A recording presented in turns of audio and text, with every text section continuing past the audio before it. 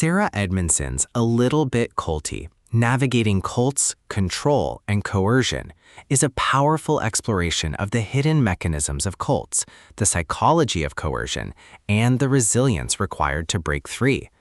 Edmondson, known for her role in exposing the NXIVM cult, blends memoir with investigative analysis, offering readers both personal testimony and broader insights into how cults operate.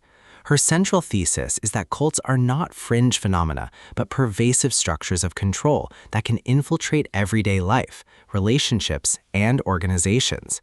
The book begins with Edmondson's own story of involvement in NXIVM, a self-help organization that promised empowerment but devolved into manipulation, abuse, and exploitation. She recounts how she was drawn in by promises of personal growth, community, and purpose, only to discover that beneath the surface lay coercion, secrecy, and exploitation.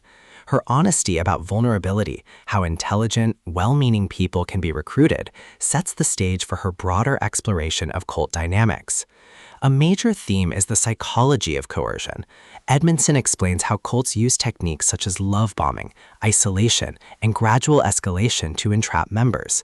Love bombing creates a sense of belonging and validation, while isolation cuts members off from outside perspectives. Gradual escalation normalizes increasingly extreme demands, making it difficult to recognize abuse until deeply entrenched. She emphasizes that these techniques are not unique to cults, but can appear in toxic relationships, workplaces, or communities. Another theme is the blurred boundaries of cults. Edmondson argues that cults are not always obvious. They may present as self-help groups, spiritual movements, or professional organizations. What defines them is not ideology, but structure, control, coercion, and exploitation. By broadening the definition, she challenges readers to recognize cult-like dynamics in everyday contexts, from manipulative bosses to abusive partners. The book also explores the impact of cult involvement.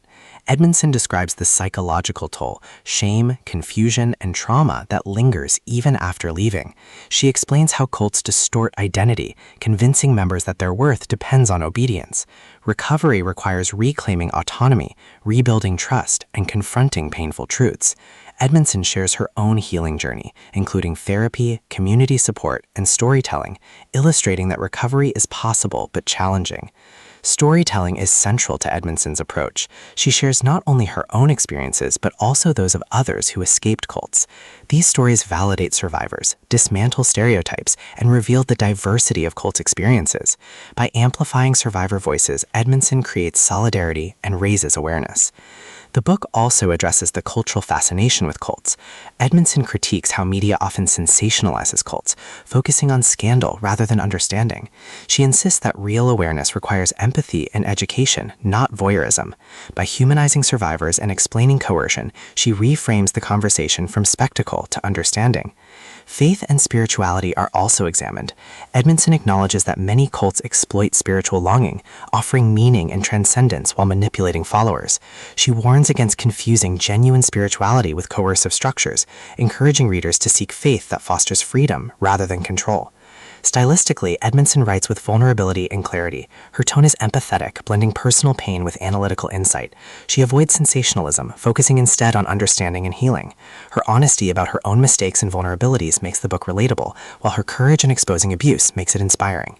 Ultimately, A Little Bit Culty is both a memoir and a guide. It teaches that cults thrive not because people are foolish, but because they exploit universal human needs, belonging, purpose, and growth. Edmondson's message is clear. Awareness is the first step to protection, and storytelling is the path to healing.